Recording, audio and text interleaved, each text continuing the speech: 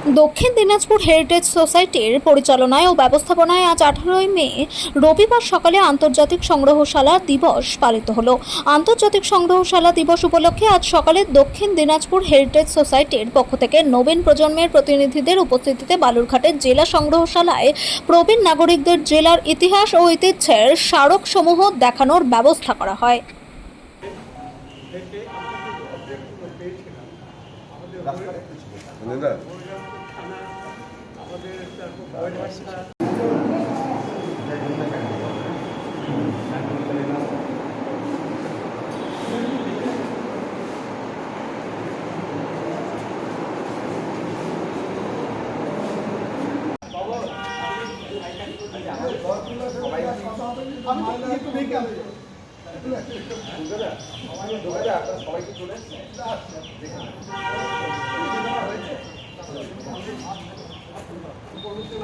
Heritage society আজকে আন্তর্জাতিক জাদুঘর দিবস উদযাপন করছে।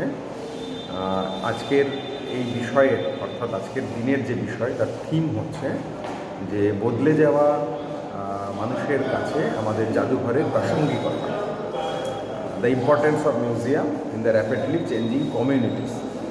তো সেখানে দাঁড়িয়ে আমরা বরিষ্ঠ নাগরিক যারা, তাদেরকে আজকে নিয়ে এসেছি। তাদের মধ্যে এমনও অনেকে আছেন যারা প্রথমবার এই জাদুঘরে এসেছেন।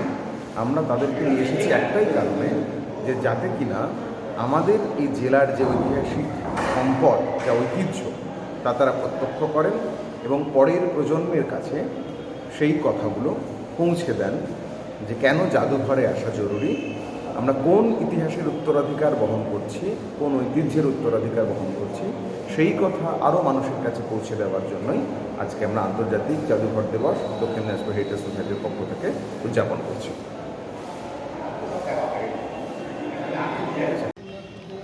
আমি সরোজ কুণ্ডু, বালুরঘাটে বাড়ি।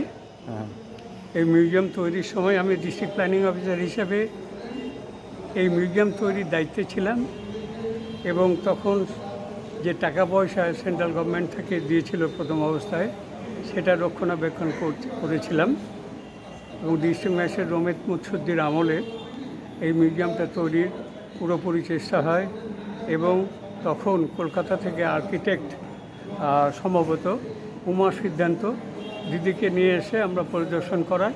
তখন ছিল জেলখানা, তারপরে এটা হয় এবং আমাদের যে পরিকল্পনা অনুযায়ী ছিল সেটা ঠিকই আছে দেখছি, কিন্তু যেটা অবজেক্টগুলোকে দেখার জন্য যে ইনডাইরেক্ট লাইটিং, সেই ব্যবস্থাটা দেখতে পেলাম না। আর প্রত্যেকটা অবজেক্টের জন্য একটা ক্যাটালগ তৈরি করা, যাতে কোনো জিজ্ঞাসু লোক যদি এখানে আসে সেই ক্যাটালগুলো কিনে মিলিয়ে অবজেক্টগুলো দেখতে পাই, এইটুকুই। আর আমি বালুরঘাটবাসী হিসেবে চাইব আরও বিভিন্ন জায়গায় অবজেক্ট ছড়িয়ে আছে, সেগুলোর জন্য এই মিউজিয়ামে নিয়ে আসে, তাহলে আমাদের ভবিষ্যৎ প্রজন্ম এগুলো দেখে উপকৃত হতে পারবে।